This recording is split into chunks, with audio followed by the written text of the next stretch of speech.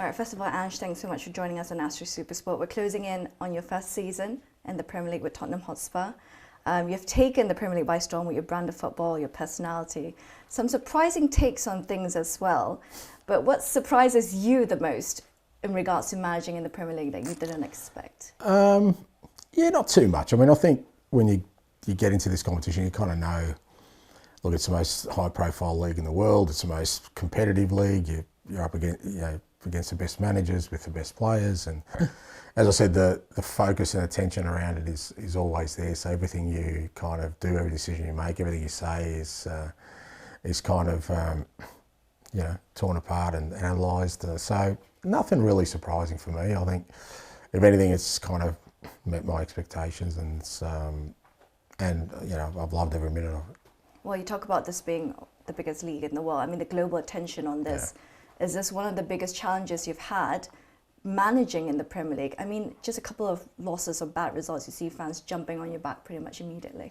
Yeah, but that's okay. That's part of what we do. I mean, the passion of fans is always there, whether there's hundreds of thousands or there's 5 of them. If your team's not winning, you'll feel it. So, but that's okay. I mean, I love the passion that people have for their football clubs and for football in general. So again, that's not something that I try and push away. I try and embrace that. And look, it's a massive challenge. Absolutely, I'm at a big club. Like I said, in the toughest league in the world, and this club hasn't won anything for quite a while. So there's a real kind of expectation from the fans to bring success, but that's why I took the role. That's what I want to do. Which is completely different, by the way, this sort of global media coverage compared to where you started. I mean, you think about the lack of coverage back in Australia, really. You think about those days.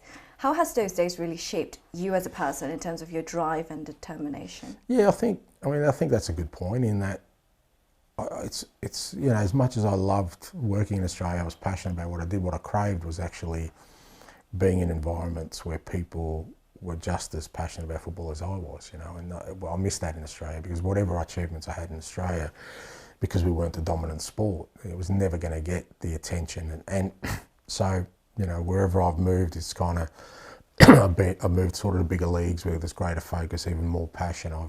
I've really enjoyed it, and I think, where I've come from has grounded me in a way where people who now talk about the pressure don't understand that this is what I wanted. It's not like I've had this my whole life and I'm trying to push it away. I've craved this because the early part of my career, it was missing. I was having success, it was fulfilling, but it wasn't making an impact in the way I wanted to. And you wanted to make that impact, and you are doing it now. And I think for you, football philosophy is really important. How would you describe the 3 pillars of your football philosophy, and what shaped that football philosophy for you? What influenced it? Yeah, look, I think in terms of influences, there's a lot. I think when you fall in love with something, whatever that may be, mine was football. Is that I loved everything about football. It wasn't just playing the game. I love the history of football. I love studying the grounds, the managers, the clubs, the histories, so when you're kind of invariably, after a while, after you immerse yourself in it, you get attracted to certain parts of it. It's like I said, it's like music or art. You love all music, but then you fall into a category of, I love this music more than anything else. And with football, with me, it was like, predominantly my father's influence was that, he loved the attacking players. He loved the attractive teams that played football to score goals and entertain. And invariably, that's where I sort of fell into, the category of football I liked. So, even while I was playing and I was kind of preparing myself to go into management, they were the kind of principles I was putting in my head. I wanted my team to be exciting. I wanted my team to score goals. I wanted my team to be the protagonists out there, and I wanted my team to win. I wanted to be successful and win, obviously. So that's the kind of road I went down, and that's the kind of area I kind of really focused on.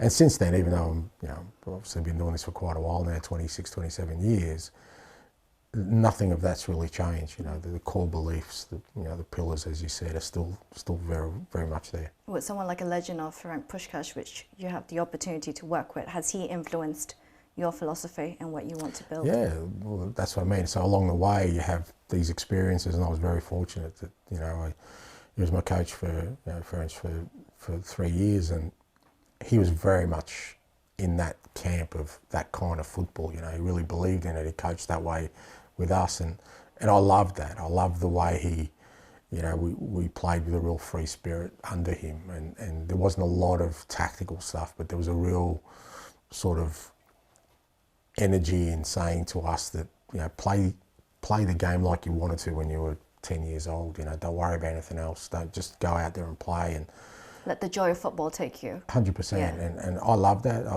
love how that made me feel as a player, and I'm always remembered that, I want to create that for the teams, not exactly the same way, but I want to create that feeling that I had as a player, where I loved playing for him. I didn't want to let him down. Players to enjoy. Yeah, absolutely. Getting on the pitch. Because, as you become, into the professional arena, so much of it is about not taking risks. It's all about the result and all those kind of things. And some of it just sucks the enjoyment out of. So it's great to be reminded of that, and certainly Ferenc certainly did that. What is he like as a person? Because many of us only know him as this football legend. Yeah. He was a legend as a person. He was the most humble, sort of respectful man you could ever come across. And again, it's a great life lesson for me that when I saw him, he'd done everything in life. We thought he was a god, and he just treated us, as if it was just, your neighbour from next door. And the way he treated people, the way he spoke to people, it was a great lesson in humility that I've sort of also taken on board, that irrespective of what level you reach in the game, if you stay humble, if you have empathy with people, then people are going to more likely follow you and sort of have a close relationship with you rather than the other way. So he was a great man, great man. Well, talking about that philosophy and that joy of playing football, and you want people to enjoy that, and style matters, and taking the time and the process matters. But we are at a very elite level of football. At what point do you feel results matters more? Do you think it will come to that point? They always matter. In terms of sacrificing your style for results? I don't think I need to. The reason I play the way I want to is because we win. That's what I've done my whole career, and that's what I'll do here. So I don't feel like one is exclusive of the other. We play the way we do because we're going to win, but we're going to win this way. So there won't be any sacrificing or any style or philosophy. Well, there's a lot of, I guess, pressure from fans in some ways to talk about the plan B, to talk about tactical agility. But when you compare it to someone like Pep Guardiola or Jose Mourinho, who have distinctive styles of play, when results don't go that way, there's not the same level of pressure or demand on them to change their football style. Why do you think there is a difference in that treatment and reaction?